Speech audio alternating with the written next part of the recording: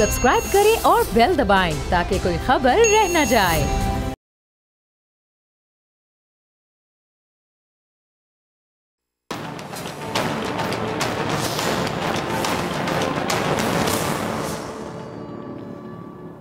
अस्सलाम वालेकुम नाज़रीन, मैं हूं डॉक्टर फ़िज़ा अकबर खान और मैं हूं पाकिस्तान और आप देख रहे हैं पाकिस्तान के सबसे बड़े न्यूज़ चैनल का नंबर 1 प्रोग्राम ऐसे नहीं चलेगा। एक बादशाह का एक ही बेटा था जिसे रियाया शहज़ादा दिलेर के नाम से पुकारती थी, क्योंकि उसने बचपन में बहादुरी के बहुत से काम किए थे।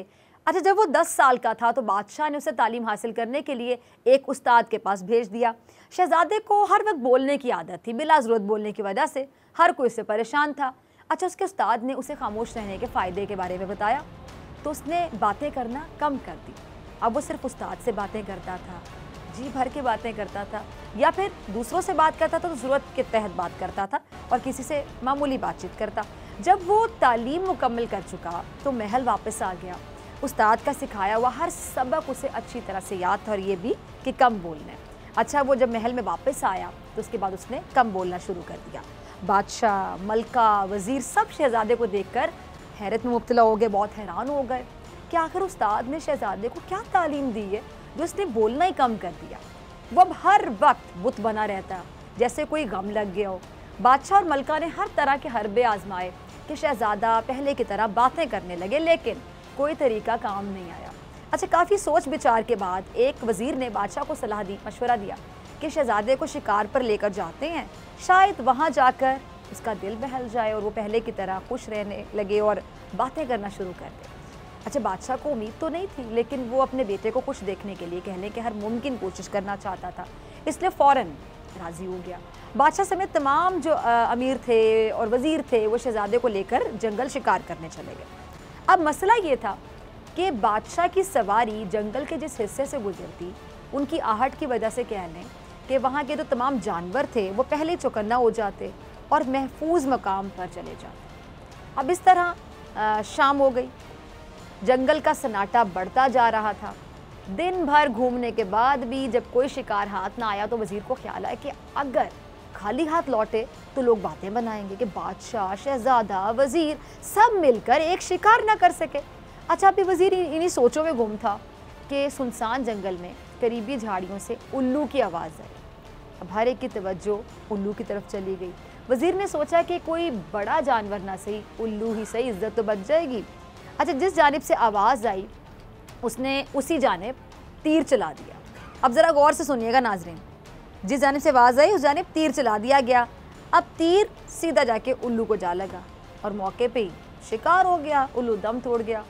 शहज़ादा उल्लू की हालत देखकर अचानक बोला, बेचारा, बोला और मारा गया। यानी शहज़ादे ने कहा कि बेचारा उल्लू बोला और मारा गया, अगर खामोश रहता तो ये उल्लू बच जाता। अब बादशाह समेत हर कोई शहज़ादे को हैरानी से देखने लगा कि इसने कितने पते की बात की है और उस्ताद ने उसे कैसा सबक सिखाया।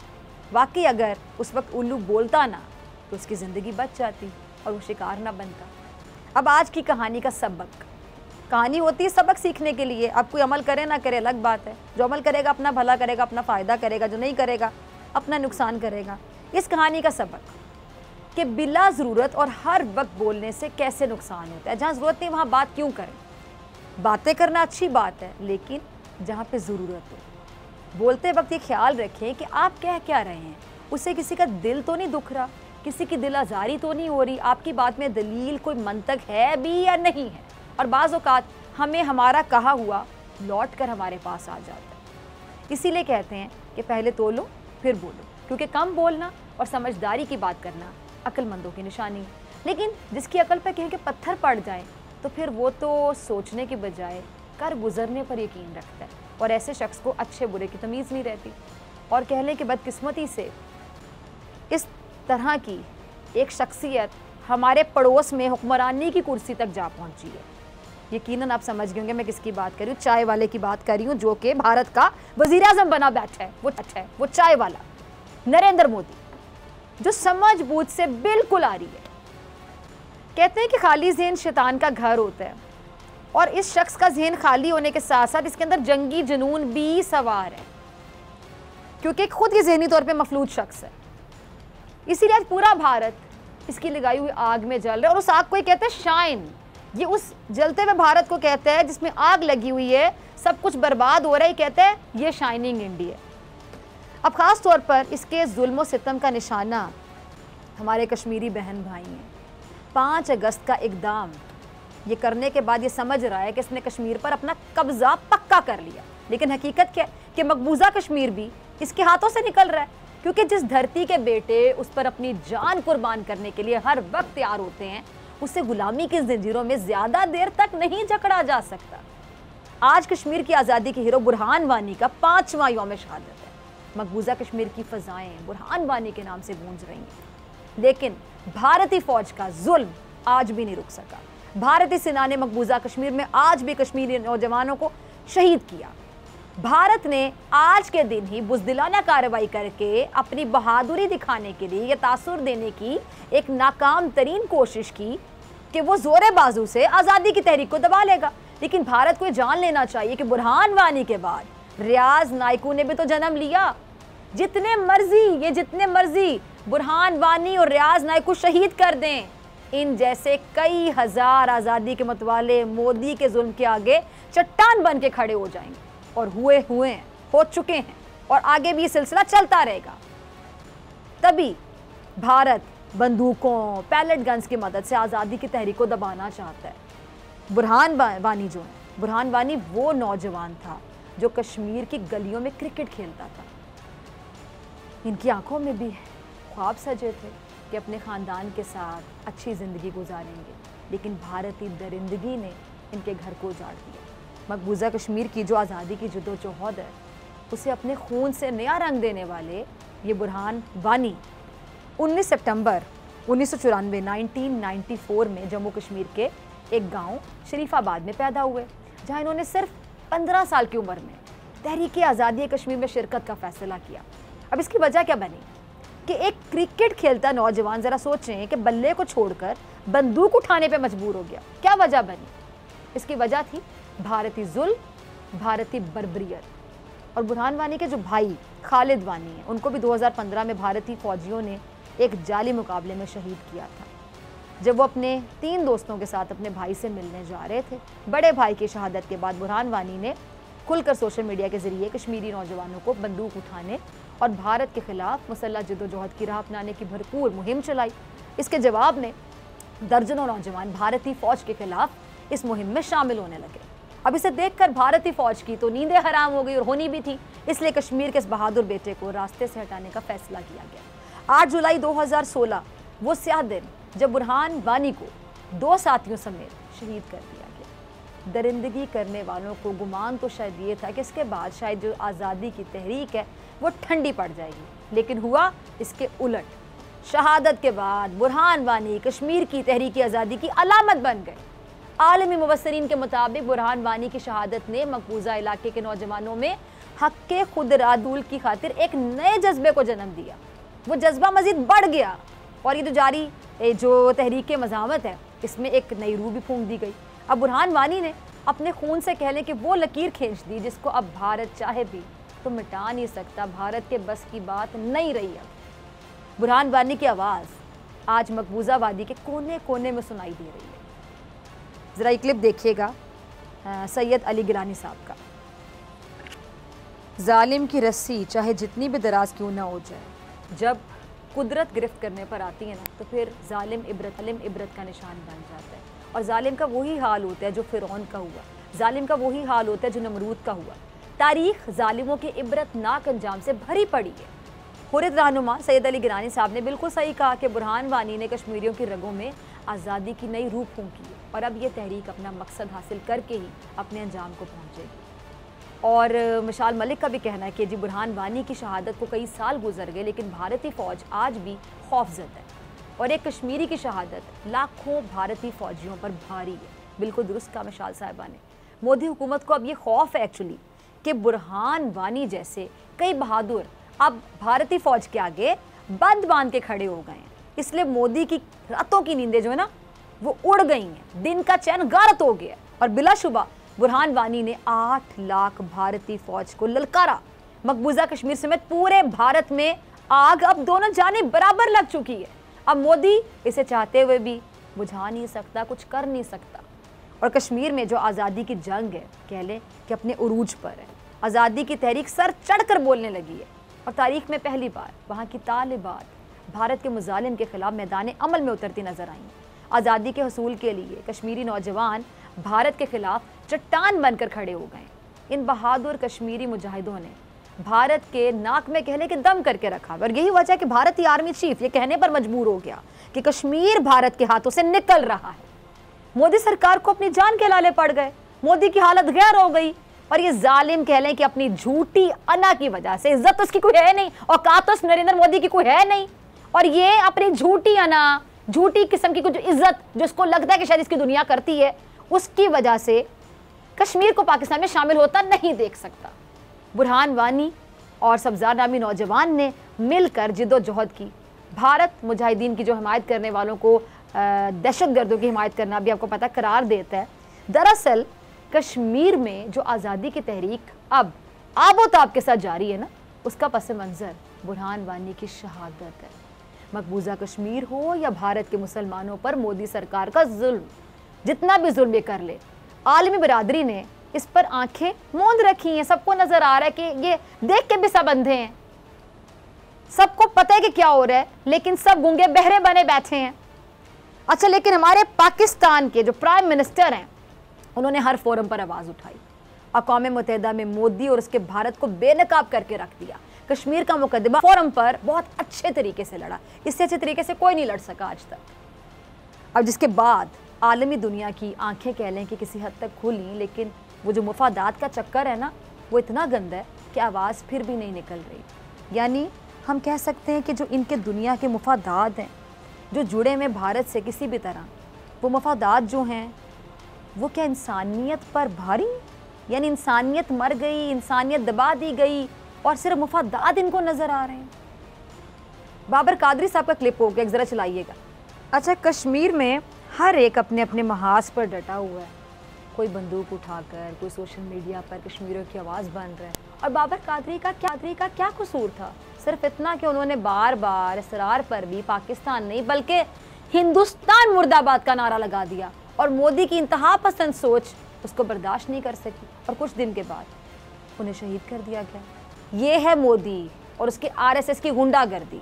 ये कत्ल गाहें बना रहे हैं जबकि कश्मीरी आज़ादी के गुनगार। ये नारे मोदी का बाप भी देगा आज़ादी और कश्मीरी लेकर रहेंगे आज़ादी, मकबूजा वादी में लगते हैं नारे।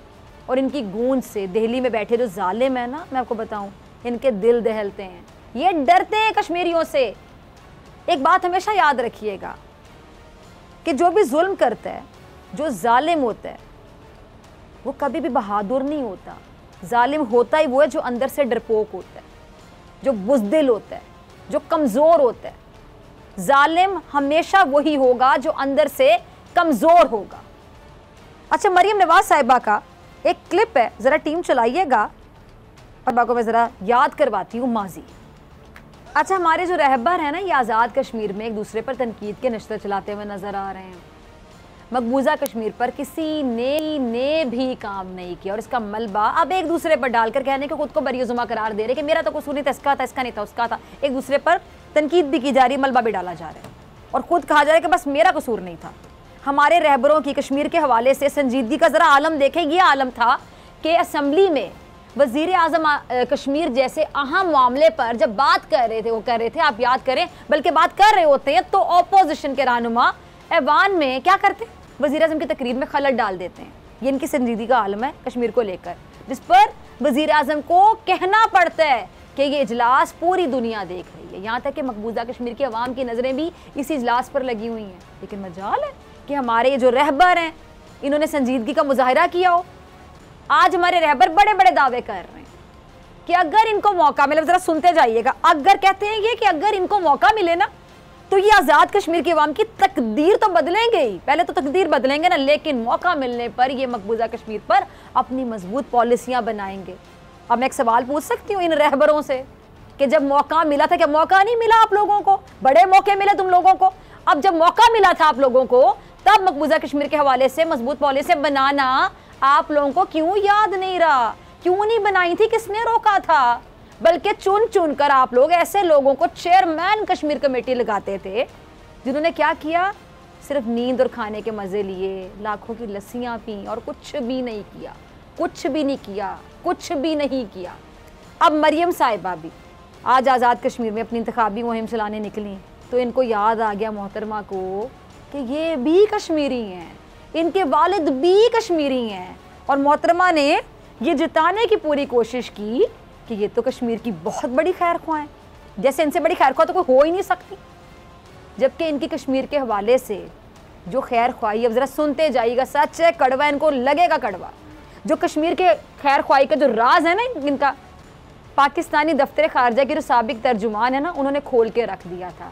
तस्नीम असलम साहब का आपको याद है ना, उन्होंने क्या कहा था, क्या कहती हैं वो, क्या बताती हैं कि नवाज शरीफ साहब की पॉलिसी प्रो इंडियन थी और नून लीग के कायद दफ्तर खारजा को भारत के खिलाफ बयान देने से रोकते थे। सोचिए ज़रा, इतना भारत का सगा आपका बाप, बड़े आप लोग कश्मीरी, कुलभूषण पर बात करने पर भी पाबंदी थी, दफ्तर खारजा को कश्मीर की हिमायत पर बयान देने पर भी रिस्ट्रिक्शन थी। सोचे जरा। और नून लीग के कायद जब भारत जाते तो वहां कश्मीरी रहनुमाओं से मिलते भी नहीं थे। और ये इल्ज़ाम तराशी नहीं है, ये रिकॉर्ड का हिस्सा है, बाकायदा ये हिस्सा है, और नून लीग का ये माजी है, ना ये मिटा सकते हैं इस माजी को, ना ये झुटला सकते हैं। अब नून लीग के कायद की भारत को लेकर ये जो पॉलिसी थी वो भारत नवाज अगर नहीं थी तो और क्या थी, ज़रा बताएं। और इनकी इस पॉलिसी से पाकिस्तान को क्या फ़ायदा हुआ होगा? नहीं हुआ होगा, नुकसान ही हुआ ना। हाँ, फ़ायदा अगर हुआ तो किसको हुआ? इनकी अपनी ज़ात को। अब मेरा मरियम से एक सवाल है, क्या आप खुद को कश्मीरी कहती हैं, लेकिन आपके वालिद की जो पॉलिसीज़ हैं क्या वो कश्मीर के हक़ में जाती थी? क्या उनको कश्मीर की ज़रा से भी फ़िक्र थी? उन पॉलिसीज़ को ज़रा देखें, नज़र डालें तो आपको लगता है कि आपके वालिद को कश्मीर की ज़रा से भी फ़िक्र थी? और मोदी जो कि कश्मीरियों का कातिल है, कौन है कश्मीरियों का कातिल, कौन करवा रहा है वहाँ पे जुल्म? नरेंद्र मोदी। आपके वालिद ने तो उनको क्या, उसको, उस शख्स को इतनी इज्जत कोई दे सकता है? उस नरेंद्र मोदी को, उस हैवान को, उस दरिंदे को बगैर टिकट के, बगैर वीज़े के पाकिस्तान बुला लिया था। किसने? आपके वालिद ने, जो कि कश्मीरी हैं। क्या कौम है? नरेंद्र मोदी का ज़रा क्लिप चलाइएगा, देखें ज़रा। ये नवाज शरीफ साहब और नरेंद्र मोदी की मोहब्बतें हैं जिनका जिक्र किया जा रहा है। अब इसमें मैं क्या कहूँ? मिलते हैं ब्रेक के बाद।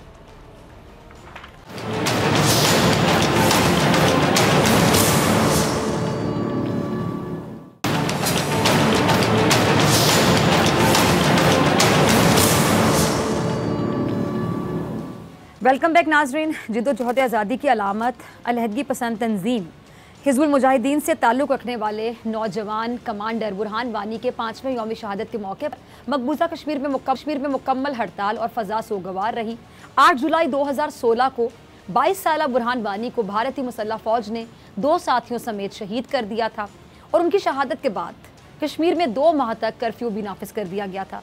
लेकिन नरेंद्र मोदी को मैं आज एक बात याद करवाना चाहूँगी। नरेंद्र मोदी, तुम एक बात अच्छी तरह से जान लो कि एक बुरहान वानी लाखों बुरहान वानी पैदा कर गया। मौजूदा हालात को देखते हुए भारत को ये चाहिए कि वो अपने जो अनापसंदी है, उसके जो फैसले हैं, उस पर एक बार नजरसानी करते हुए कश्मीरी अवाम की हक तलफी करने की बजाय उन्हें अपनी ज़िंदगी के फैसलों के मौके फराहम करे। और इस हवाले से इंसानी हकूक़ के जो आलमी इदारे हैं उनको भी जागना होगा, अपना किरदार अदा करना होगा, ताकि बेगुनाह कश्मीरियों का खून बहना बंद हो सके और वो भी एक आज़ाद रियासत के शहरी होने की हैसियत से अपनी ज़िंदगी गुजार सकें। ये उनका हक़ है, बुनियादी हक़ है। और आज भी मकबूजा कश्मीर में काबिज़ भारतीय फोर्सेस ने रियासती दहशतगर्दी का सिलसिला जारी रखे हुए मज़ीद 4 कश्मीरी नौजवानों को शहीद कर दिए। हर जहन में एक सवाल गर्दिश करता है कि आखिर ये सिलसिला कब तक चलेगा, आखिर ये कब रुकेगा, कब हमारे कश्मीरी बहन भाई अपनी मर्ज़ी से सांस ले सकेंगे। इस पर बात करने के लिए मेरे साथ मौजूद हैं मोअज़्ज़ज़ मेहमान, किसी तारुफ की मोहताज नहीं, हुर्रियत रहनुमा यासिन मलिक की अहलिया मिशाल मलिक साहिबा। बहुत शुक्रिया मिशाल आपके वक्त के लिए। मिशाल, 22 साला बुरहान वानी की शहादत ने जिद्दोजहद आज़ादी में एक नई रूह फूंक दी है और बुरहान वानी और उनके साथियों के यौम शहादत पर आज मकबूजा वादी में यौम मज़ाहमत भी मनाया जा रहा है। क्या कहेंगे आज के दिन के हवाले से?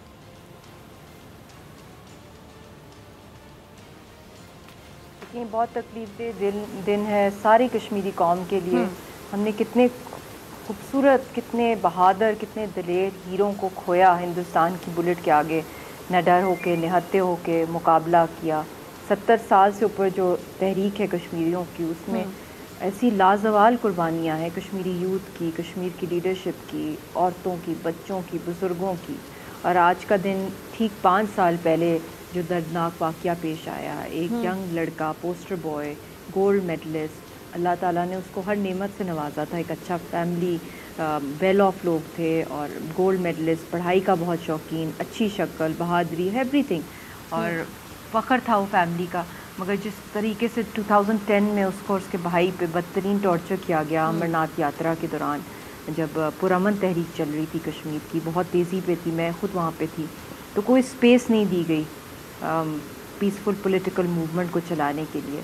तो बहुत ही मतलब मैं समझती हूँ कि ये एक इस सदी का एक बहुत बड़ा एक वाक़या है, क्योंकि इसने एक नई रूह फूंकती है हमारी स्ट्रगल के अंदर, और एक दफ़ा फिर दुनिया को दिखाया है कि हिंदुस्तान ने कितना बर्बरियत की है, कितना जुल्म किया है कश्मीरी कौम पे। और हर दफ़ा कोई ना कोई नया यूथ, चाहे वो कोई डॉक्टर हो, कोई इंजीनियर हो, चाहे कोई यंग स्टूडेंट हो, वो निडर है और अपनी जान का नजराना दे रहे हैं। और ये राइट है उनका, ये कश्मीरियों का राइट है कि वो अपनी ज़मीन को डिफेंड करें, चाहे वो आर्म स्ट्रगल में करें, चाहे वो पुरअमन करें। मगर ये 99.9% पुरअमन है। अच्छा मिसाल, भारत की जो काबिज फ़ौज है और मोदी सरकार, उसने मकबूजा जम्मू कश्मीर में जो जुल्म और बर्बियत का बाजार गर्म कर रखा है, ये सिलसिला रुकने का नाम नहीं ले रहा। कब तक ये काबिज भारतीय फ़ौज बुरहान वानी जैसे नौजवानों और अपना हक मांगने वाले लोगों का खून बहाती रहेगी? और मुझे ज़्यादा अफसोस होता है कि जो इंसानी हकूक़ की अलमबरदार बनी फिरती हैं, आलमी इदारे बने फिरते हैं, वो खामोश हैं, उनको जुल्म नज़र नहीं आ रहा है, क्योंकि भारत के साथ उनके मुफाद वाबस्ते हैं। तिजारत देख लें, जो मुफाद हैं, तो यानी इंसानियत मर गई और ये जो इनके मुफादात हैं वो इंसानियत पर भारी हो गए।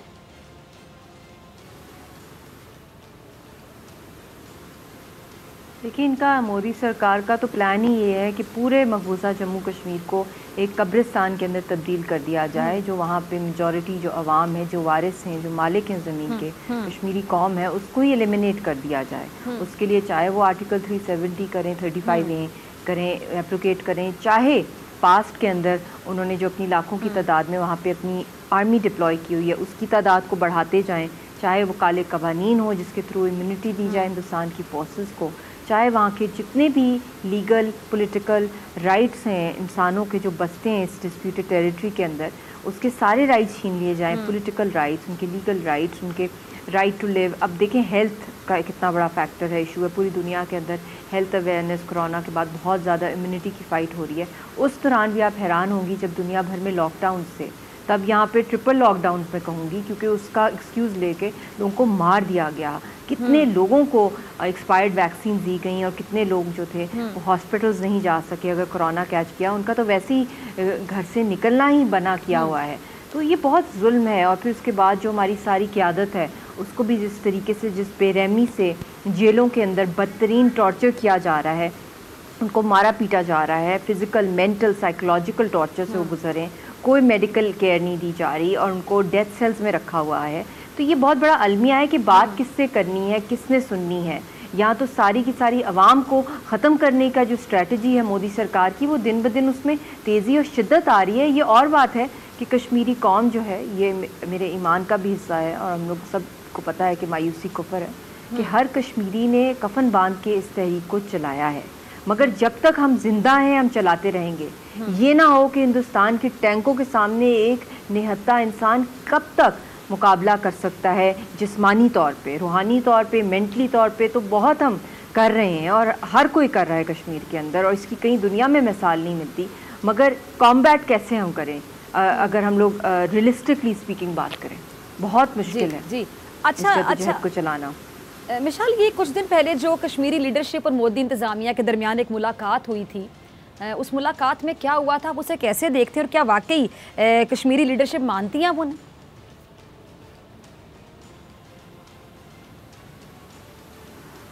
देखिए, पहले तो वो लीडर है ही नहीं। आपको पता है वो कश्मीर के पपेट्स हैं, जो हिंदुस्तान के पपेट्स वहाँ पे डिप्लॉय किए हुए हैं। जो 70 सालों से 2-3 ख़ानदान हैं जो कि वहाँ पे हिंदुस्तान की आर्मी को, आपको पता है ये जो 8 लाख फ़ौज है ये किसने बढ़ाई है वहाँ पे? इन्हीं ख़ानदानों ने। इन्होंने जो ढोंग रचाया है इलेक्शंस का हर 5 साल के बाद, वो भी हिंदुस्तान की आर्मी की बुलेट के अंडर। वहाँ पे 2% 3% मैक्सिमम वोटर टर्न आउट होता है। और वो वोटर टर्न आउट भी आप सोच सकती हैं, आपको मुझसे बेहतर इस चीज़ का पता है कि कितने फौज इलेक्शंस वहाँ पे किए जाते हैं, फासिकल इलेक्शन।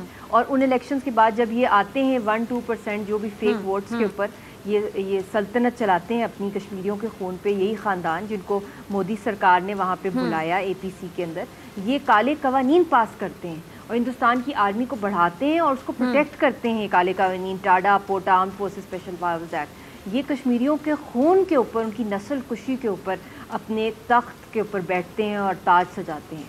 तो इसलिए ये तो एक ड्रामा था। जो भी जानता है कश्मीर की स्ट्रगल, असल तो क़यादत हुर्रियत की है जो कि लीड कर रहे हैं। 70 सालों से ऊपर हिंदुस्तान से टक्कर ली हुई है हमारी रहनुमाओं ने। ये और बात है कि उनको जेलों में नज़रबंद किया हुआ है और आवाम जो है उसको भी घरों के अंदर यरगमाल बनाया हुआ है इन्होंने।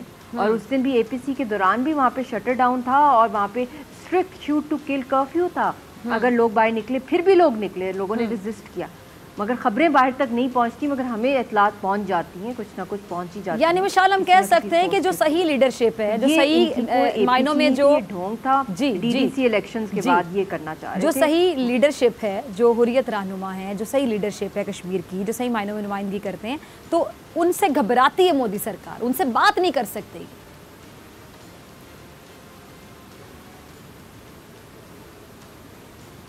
बिल्कुल जी, उनसे घबराती है, डरती है, कांपती है। इतना खौफ है कि इनके पास अल्लाह ताला ने क्या, इन्होंने खुद इतने बड़े मुल्क का वज़ीर आज़म है और इतनी बड़ी इसके पास आर्मी। आप ज़रा सोचें कितना छोटा टुकड़ा है जम्मू कश्मीर का जिसके ऊपर ये इन्होंने जबरन कब्ज़ा किया हुआ है, मगर इतना इनको खौफ आता है कि वहाँ लोगों को ये हल्का सा भी इंटरनेट नहीं देंगे, टेलीफोन लाइंस बंद रखेंगे, उनको पॉलिटिकल फ्रीडम, हल्का सा भी ऑक्सीजन नहीं मिलेगा कि वो पॉलिटिकली अपनी मूवमेंट को चलाएं।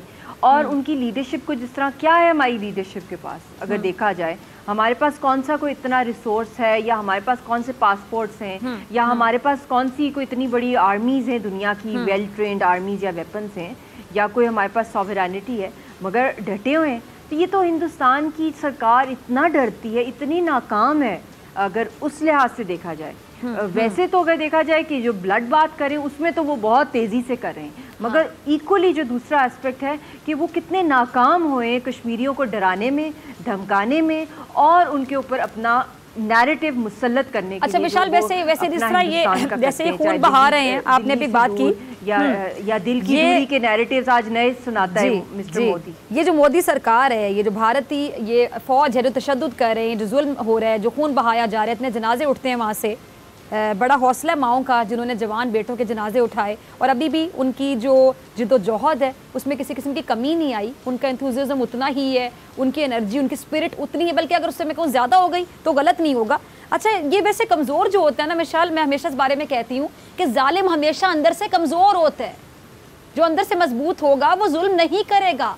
जालिम हमेशा वो होगा जो अंदर से कमज़ोर होगा। ये बेसिकली कमज़ोर हैं, ये डरते हैं हुर्रियत रहनुमाओं से, कश्मीरियों से, उनके जज्बे से। अच्छा मिसाल, आपकी यासिन मलिक साहब से लास्ट मुलाकात कब हुई? Well said. यासिन मलिक साहब से आपकी लास्ट मुलाकात कब हुई, या बात कब हुई, या बात करने की इजाज़त दी जाती है मुलाकात की? लास्ट मुलाकात मेरी जी। और आपकी बेटी है, मतलब वो अपने वालिद को डेफिनेटली बहुत मिस करती होगी, उनको आप कैसे समझाती हैं? जी जी जी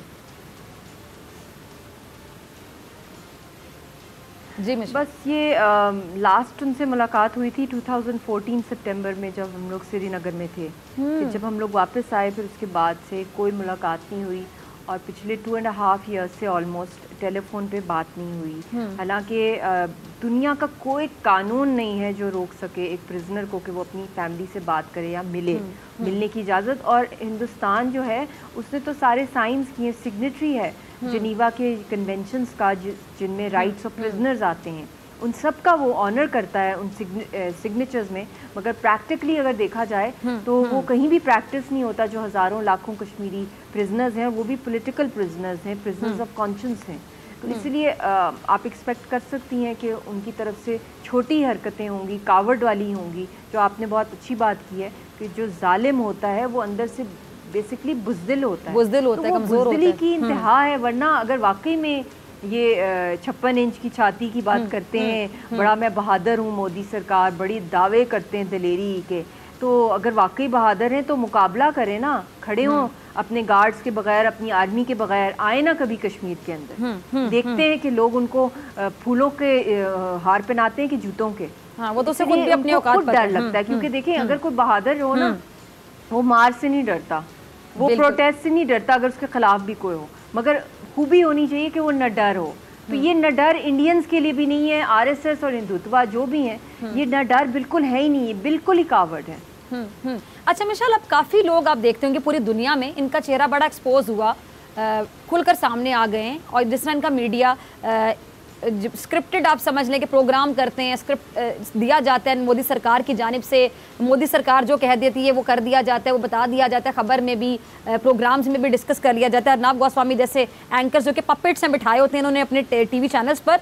लेकिन अब दुनिया जान चुकी है कि कश्मीर में आखिर हो क्या रहा है। अब बहुत लोग इस हवाले से बात भी करते हैं, आवाज़ भी उठाते हैं, लिखते भी हैं, बात भी करते हैं, और कितना दबाया जाएगा। लेकिन स्टैंड नहीं लिया जाता। ये जो आलमी इदारे हैं, बड़े बड़े इंसानी हकूक़ के लंबरदार चैम्पियन बने फिरते हैं, वो अभी तक खामोश है। आपको उम्मीद है कि आने वाले वक्तों में, मुस्तबिल करीब में, या कुछ अरसे के बाद, जिस तरह पाकिस्तान बहुत स्ट्रगल कर रहा है, इमरान खान साहब ने बहुत आवाज़ उठाई, हर फोरम पे जाके आवाज़ उठाई जाती है, वज़ीर ख़ारजा बात करते हैं, प्राइम मिनिस्टर खासतौर पे बहुत ज़्यादा बात करते हैं, तो आपको कोई एक्सपेक्टेशंस, उम्मीदें खासतौर पे पीटीआई गवर्नमेंट के आने के बाद कि पाकिस्तान जिस तरह मुकदमा लड़ रहा है कश्मीर का, तो इसमें हम सुरखरू हो सकते हैं, ये आवाज़ सुनी जाएगी, दुनिया मानेगी, या और भी इससे ज़्यादा हमें आवाज़ उठानी चाहिए?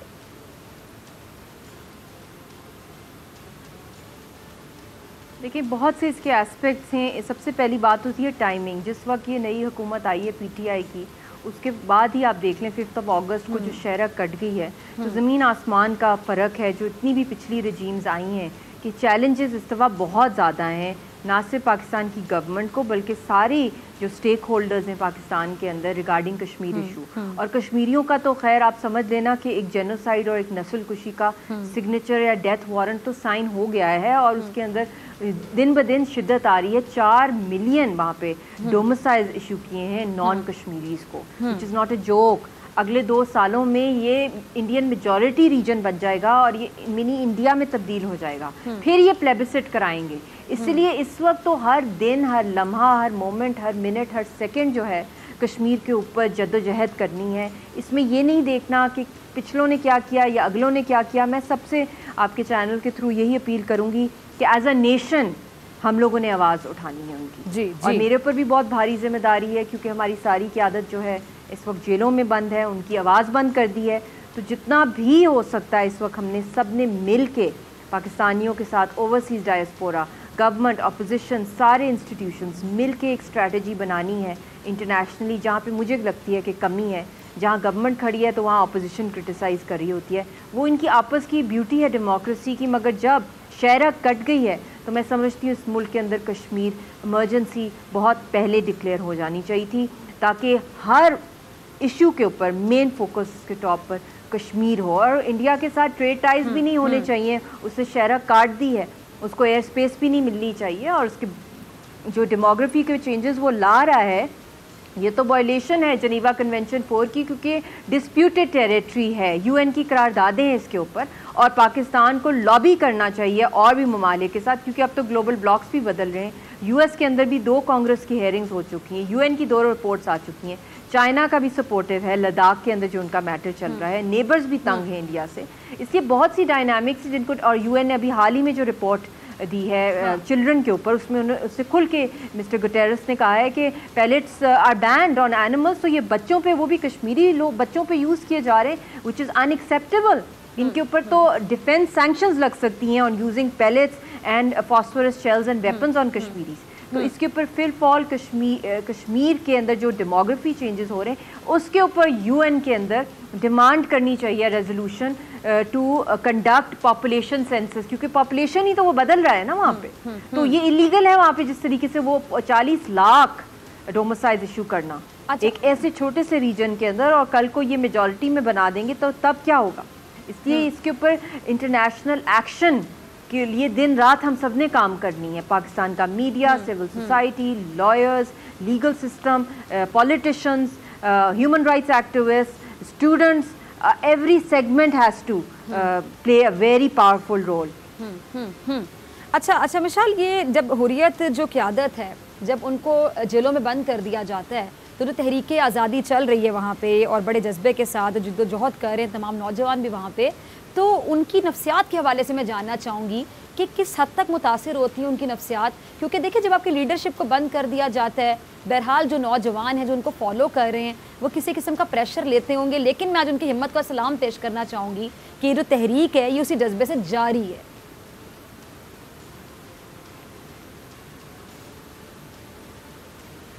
देखिए, कायद-ए-आज़म मोहम्मद अली जिन्ना की क़यादत के अंदर पाकिस्तान मूवमेंट चली, ब्रिटिश राज के ख़िलाफ़ वो खड़े हुए स्लेवरी के, और उस दौर में और इस दौर में बहुत फ़र्क है। उस वक्त उनको जेलों में टॉर्चर नहीं किया गया लीडरशिप को, अल्लामा इकबाल को या कायद-ए-आज़म मोहम्मद अली जिन्ना को। हमारी जो क़यादत है वो कंसंट्रेशन कैंप के अंदर है, और यहाँ पे जो लीडरशिप है उसके ऊपर आम आवाम से भी ज़्यादा बदतरीन टॉर्चर किया गया है। उनकी ख़ानदानों के साथ जो कुछ किया गया है, हर जगह उनकी first year second year leadership हमारी क़यादत की एलिमिनेट की गई है। अभी अशरफ सराई साहब का केस आप देख लें, सईद अली गिलानी साहब के बाद वो सक्सेसर थे, बहुत प्रोमिनेंट लीडर, और जिस तरीके से उनको शहीद किया गया, उनको जहर दिया गया जेल के अंदर। आप आसिया साहिबा को देख लें, फहमीदा सुफ़ी को देख लें, इन लेडीज़ को जिस तरीके से तिहाड़ में टॉर्चर किया जा रहा है। यासीन साहब की आपने हाल ही में जो तस्वीर देखी होगी, मुझे एज अ वाइफ मैं पहचान नहीं सकी उनको, उनके सिर के बाल उड़ गए, उनके सिर पे पस पड़ गई है, इतना मारा पीटा है, और जिस डेथ सेल में उनको रखा हुआ है 5x7 फीट के, 2 ईयर्स से ऊपर वहाँ पे वो कैद हैं। तो और शबीर शाह साहब जेल में हैं, सारी लीडरशिप जो भी है। मगर ये जज्बा जो आज़ादी का जज्बा है, जिस तरह पाकिस्तान मूवमेंट में भी था, उस तरह जो जज्बा है वो हर बच्चे में है। हर बच्चा जो है वो खड़ा हुआ है और न डर है। मगर जो लीडरशिप स्किल्स होती हैं वो तो सदियों में ऐसे लीडरशिप पैदा होती है। तो ये भी बहुत बड़ा फैक्टर बन जाता है कि पाकिस्तान ने वो जो वैक्यूम तो पूरा कोई भी नहीं कर सकता हुर्रियत क़यादत का। इंशाल्लाह हम सब मेहनत करेंगे तो उनकी रिलीज़ भी अल्लाह ताला उनको निकालेगा जेलों में से ज़िंदा सलामत। मैं अल्लाह से दुआ करती हूँ कोई मौजज़ा हो जाए कि उनको ज़िंदा सलामत वो निकल आएँ, क्योंकि वो हारे नहीं है ना, उन्होंने बाउ डाउन किया है जेलों के अंदर। चाहे हिंदुस्तान ने उनको 100 दफ़ा कांटेक्ट किया बारगेन, मगर वो डटे रहें। और अभी भी तो हम लोगों ने ही अब उस वैक्यूम को यहाँ पे थोड़ा बहुत फिल करना है। बहुत भारी जिम्मेदारी आ गई है। पहले तो मूवमेंट की थी ना, अब तो लीडरशिप भी बिहाइंड बार्स है, कम्प्लीटली साइलेंट है। तो उसको यहाँ से फिल करवाना है हमने, क्योंकि आवाज़ यहाँ से निकलनी है इंटरनेशनली। ज़्यादा भारी जिम्मेदारी है। जी मिशाल, बहुत शुक्रिया आपके वक्त के लिए। और डॉक्टर फ़िज़ाक अकबर खान को दीजिए इजाज़त। आपसे मुलाकात होगी इंशाल्लाह कल सेम टाइम सेम चैनल। अगर ज़िंदगी ने वफ़ा की दुआओं में याद रखिएगा, अपना बहुत ख्याल रखिएगा। और जाने से पहले देखिए अब्दुल ईदी साहब की याद में हमारा सेगमेंट मत समझो हमने भुला दिया।